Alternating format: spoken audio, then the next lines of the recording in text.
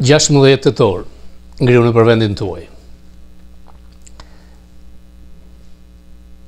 Enver Hoxha, diktatori komunist shqiptar, nuk është as figurë historike as hero kombëtar. Pjesë e historisë po.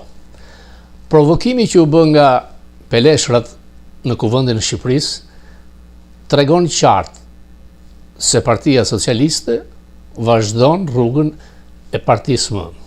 Është një ofendim ndaj një pjesë të madhe të shqiptarëve, nacionalist, antikomunist, të atyre që duan Shqipërinë. A ishte rastësi? Unë mendoj se jo. Vazhduesit e asaj partie, mentalitetit ti i ke sot në gjykata, i ke në prokurori, i ke në parlament, i ke deri në zyrat më të larta të pushtetit në Shqipëri. Mbas rrëzimit të murit Berlinit, shpresa ishte e madhe në gjithë Europën ish komuniste, Europën lindore, por fatkeqësisht ishte një imazh që krijoi një shpresë të rreme dhe në shumë vende të ish Evropës komuniste drejtojnë hijet e diktaturës të Traktatit të Varshavës. Natyrisht që nuk është sprint, është maraton. Mësoj se në 16 tetor pas ka pasur datëlindjen edhe Ismail Qemali, sipas disa studimeve. Nuk mundej që të ndajë kjo ditë me një figurë tjetër të madhe. Shumë pjesë të historisë na thon të rreme, nuk na thon sakta, por e them ndonjëherë fatkeqësisht përsëri shumë pak bëhet që të hidhet dritë për të gjetur të vërtetën. Është shumë e vështirë ajo truth. Sepse gjithkush beson ato që do të besoj. Po ashtu si këtu në Amerikë, Shqipëria është e ndarë. Thuajse 50-50, është ajo pjesë që ende vazhdon me mentalitetin e Enver Hoxhës, ende vazhdon që socializmi shqiptar ka bërë mrekullira, kemi qenë më mirë, kemi jetuar më mirë, një nostalgji e pa kuptimt, kur dihet që ishim në ishkampin socialist, vendi më i varfër, vendi më i mbyllur, dhe ato po paguan Shqipëria koston e madhe nga ajo diktaturë. Por fatkeqësisht ai që drejton është pjesë e asaj ish nomenklature të lartë dhe nuk del dot të dënoj krimin e partisë vetë të shtetit asaj kohe dhe sot përgjegjës për largimin e 1 milion shqiptarëve. Shpresa e djathtës shqiptare natyrisht që është tek Donald Trump. Donald Trump 2 nuk është Donald Trump 1. Pra, ndaj shpresë mund të ketë, sepse në mandatën e parë Trump nuk ndihmoi asnjë nga ish-vendet komuniste të jemi realist. Trump këtë radhë është 1000 herë më i pushtetshëm dhe i fuqishëm se Trump 1.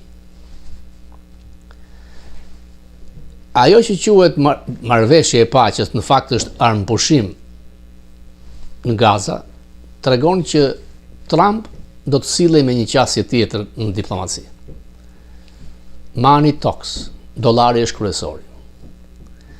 Administrata e Biden duhet thënë që nga fundi i saj u përpoq shumë për lirimin e pengjeve të Izraelit, sepse Izraeli kontrollon shumë përmes AIPAC-ut si Kongresin dhe Senatin. Kur u vra një gazetar Khashoggi, rezident në Amerikë por në shtetas turk, dhe u vra në Stamboll nga Arabia Saudite, Bideni ishte i ashpër dhe për mua kishte drejt.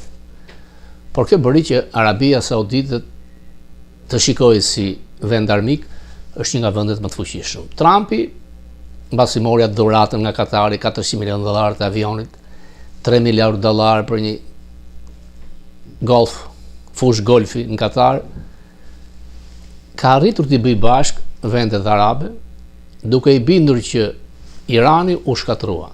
Irani nuk është vend arab, janë pers, armiqt dhe vendeve arabe. duke i bashkuar të gjithë vendet arabe, duke futur dhe Turqinë, që dihet që nuk e duron dot Netanyahu, arriti që të kishte hapin e parë për një paqe potenciale. Plani ka shumë gjasa të jetë sill nga arabët dhe Trump si broker, si noter për të bindur Netanyahu të tërhiqej. Kaq. Fakti që është Tony Blair tregon që është dashur një tru dhe një përvojë politike më e madhe se sa zoti Trump apo dhëndrit i mediokër Kushner, i cili është thjesht për përfitime personale, investime miliardë dollar tek firma e tij, ku të kafshuar jemi edhe në Sazan. Dje ka pasur një telefonat me kryeministrin e Indisë, i cili ka thënë do të blej më shumë naftë dhe gaz nga Amerika, drejt asaj për të mos bler naftë dhe gaz nga Rusia. Në qoftë se Trump do të vazhdoj me këtë lloj qasje diplomatike, mund të arrihet e njëjta gjë në Ukrainë. Chelsea është Kina. Bill O'Reilly në maj është dërguar nga Trump për të bërë kontakte me byron politike kineze, për t'i bindur që e janë me Amerikën, bëhuni partner për paqen, jo armiqësor, detan. Duke parë që vendet arabe, OPEC-u, nuk është më luhatës, por është me Trump, Kina ka shumë interesa tek OPEC, sepse energjinë më së shumti aty e merr. Nuk mund të vazhdoj ta marrë nga Rusia. Në qoftë se Trump do shkëpus edhe Kinën nga Rusia, realisht do të jetë shumë i fortë. Problemet janë këtu në Amerikë. Në qoftë se shikon pollet, Trump është 42-43% dhe 52% janë kundër tij. Politikat e administratës tij që kontrollohen nga projekti 2025 janë shumë të mira, të shkëlqyera. Mesazhi është konfuz. Në 2 të natës, në 1:30 të natës në mëngjes, Trump përmes Twitterave që ka tek mediat sociale krijon kaos tek votuesi, ajo klasa e mesme amerikane dhe tek të pavarurit. Ideja që edhe mbas 2 javësh do bëj këtë, çfarë thot sot nuk thot nesër, problematik me zgjedhjen e fjalorit.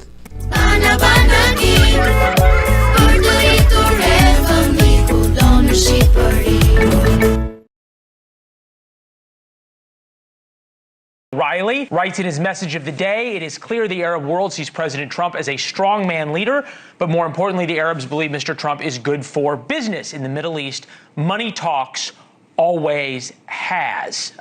Fact check, Bill, as someone who lived there. True. We'll get to what this means for the Middle East for a minute, but selfishly for us here at home, what does this mean for America? A lot. Much more than most people understand. So just let me walk through it and then I'll tell you the big reveal that I'm going to give on News Nation tonight. So the Arab street, which is popular opinion in the Arab nations, is always going to hate Israel. That has not changed. Tonight they hate Israel. Last night they hated Israel. What has changed is the view toward the United States.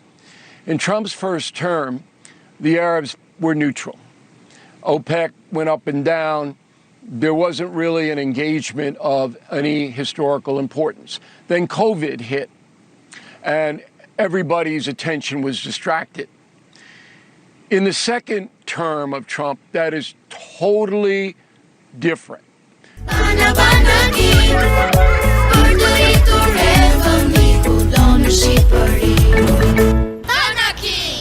Kudo në Shqipëri. Kjo e dëmton zotin Trump. Por është shumë i fuqishëm, është autoritar. Trump, siç ja thash dhe dje, është mbret i drejtimit arrogant. Nuk ishte as Obama, as Biden. Ata ishin të tulatur, të ndrojtur dhe as pak arrogant. Pse? Kanë qenë 2 lëvizje, Woke dhe Me Too, çka sulmonin pushtetin mashkullor dhe çdo politikan ishte i detyruar të triqej pas. Nuk është kjo me Trump. siç ja thash dje, Trump bën çdo gjë dhe i thot më pas gjeni mbulimin ligjor. Rëndësi ka, deri tani ka qenë i suksesshëm. Tek tarifat, si do të jenë parashikimet e Wall Street që e shan dhe ofendon gjithë ditën, pronë e Murdochut, që është pronar dhe i Fox, kanë hyrë $2 miliard në ditë në buxhet.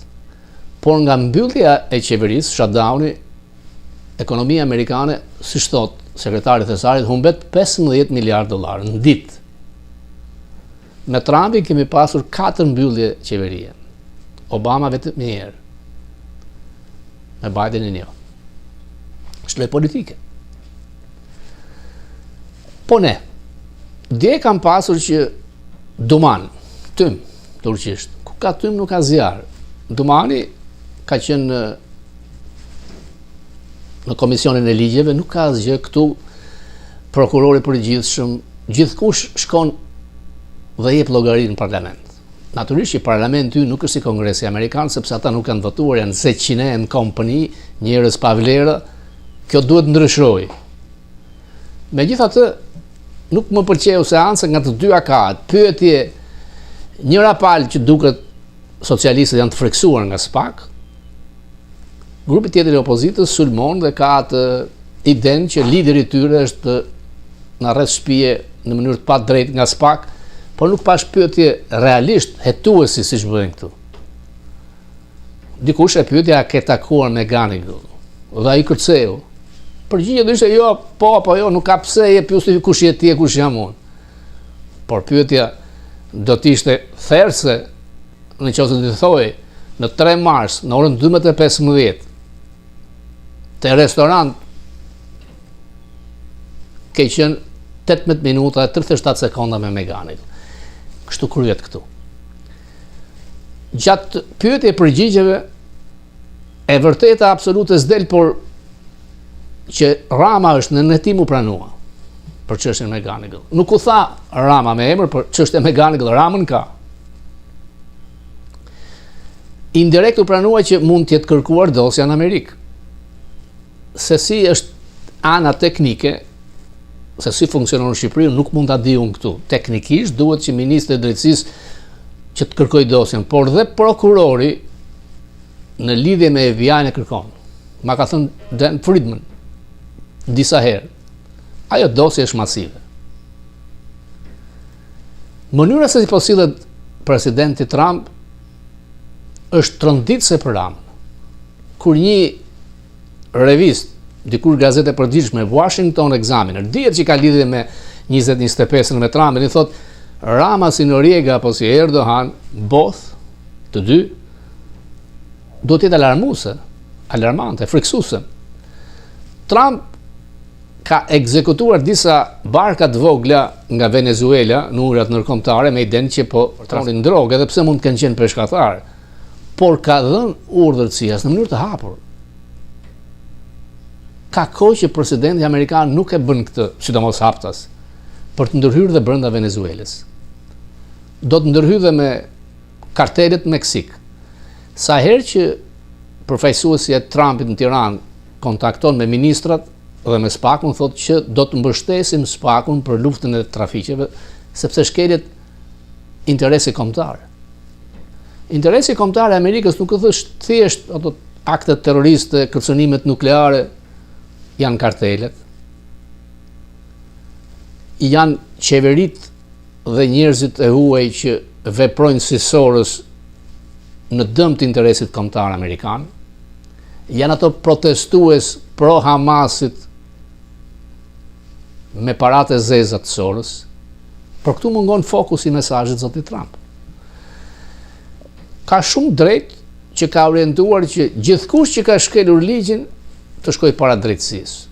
Duket se ka inat politik me ish drejtorin e FBI, në drejtorin e CIA-s, por ka teje drejt, sepse ndaj tij u thollën më keq se politikisht. Janë 2 dosje që mund të jenë mbyllur për çastin, sepse u dha një vendim për Ganigal, apo dosja e fotos të Obamës ku ka krim federal nga Rama. Nuk është mbyllur dosja për Ramën. Absolutisht jo. ka qenë një kongresmen, Daharo Hebare, të cilin kam pasur rastin të takoj disa herë, që e ka ngritur, ka kërkuar hetim në FBI dhe në Departamentin e Drejtësisë.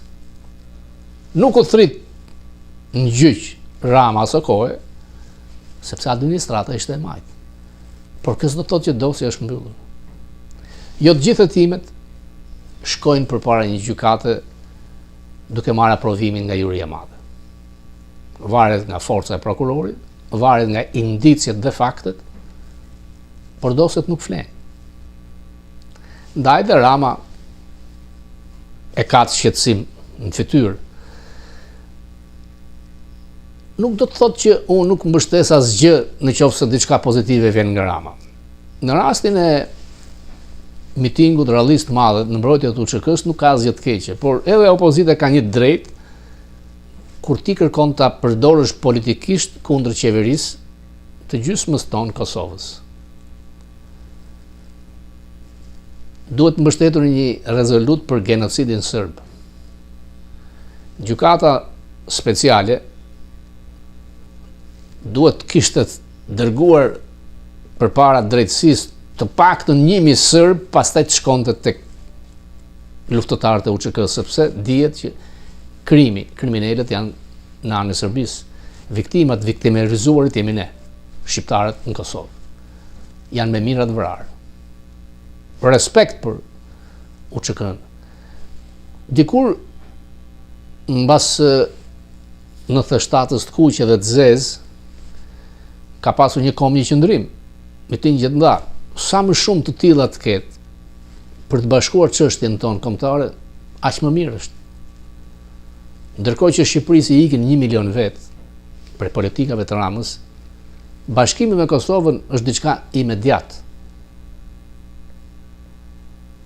Natyrisht që administrata Trump 2 nuk është si administrata Trump 1. Ajo ideja që unë kam mbyllur 8 luftra ku e thot dhe Serbi-Kosovë, të paktën ai po mendon. Interesat amerikane në Ballkan shkojnë tejet forcës egos narcisiste të zotit Trump. Ka disa sfera pushteti. Natyrisht që ai është transakcionist. Kosova nuk është Katari. Kosova nuk ka forcën e Arabisë Saudite, por dihet që mineralet llogariten me miliarda dollarë. Ndërtimi një çështje të fortë. Dhe unë mendoj dhe e di që lobingu i Kosovës është shumë herë më i fortë se lobingu për shtetin e Shqipërisë. Këtu. Ndaj sa herë që vjen presidenti, ja nderohet, respektohet, takohet në takime. Rama jo. Jo, izoluar. Ndaj dhe i ndrojtur nuk vjen. Por dhe njerë do them, e ricilsoj dhe njerë atë që Washington Examiner vjen dhe e rrit dozën ndaj Ramës, duke e pozicionuar si Noriega, është një lajm i mirë për ata që duan që Rama të hiqë nga pushteti. Natyrisht që ka shumë njerëz të paguar të Ramës, edhe nga këtu. Hyqe nacionalistë dhe mendimtarë të mëdhenj e ka këtë forcë, janë para të pista, nuk e shpëtojnë dot. Absolutisht. Nuk e mbulon dot fjalën e lirë, forcën e lirë. Ka dritare plot. Dhe gjithkush ditë i gjej dritët, rrezet e diturisë e të vërtetës. Të mos bjerë pengte propaganda ati aq më tepër që Goebbels ti ka hikur, fuga. Thonë që është në Indonezi. Mund të jetë në Zvicër. Mund të ketë pranuar të flasë dhe për këta. Ndaja i është aq shumë i mërzitur. Fillimi do të ishte goditje tek Tirana, tek Bashkia. Megjithatë, atë vendosni ju. Ata që luftojnë atje, jo ne këtu. Sepse diaspora u orvat kishte në ndikim tek zgjedhjet e përgjithshme, nuk pati. Sepse votat e saj u vodhën. Do të kem sot në fokus dhe një pjesë nga një dosje dikushme për diktatorin shqiptar, i cili, siç e thash dhe në fillim, nuk është as figurë historike, as figurë kombëtare, por pjesë e historisë të asaj kohe ku në Shqipëri u vran u pushkatuan, u internuan, dhe vendi u izolua dhe u shkput nga Europa perëndimore. Në aspektin historik ka diskutimet shumëta, nuk mund të mohojnë thonë spitalet, arsimimi, kolektivizimi, bujqësisë, industrializimi, por kur flet për të vrarët, për të pushkatuarit, për të internuarit, thoni bëri sistemi. Dhe kur flasin për këto që sapo thash, i ka bërë Enver Hoxha. Nuk shkon. Ju falenderoj.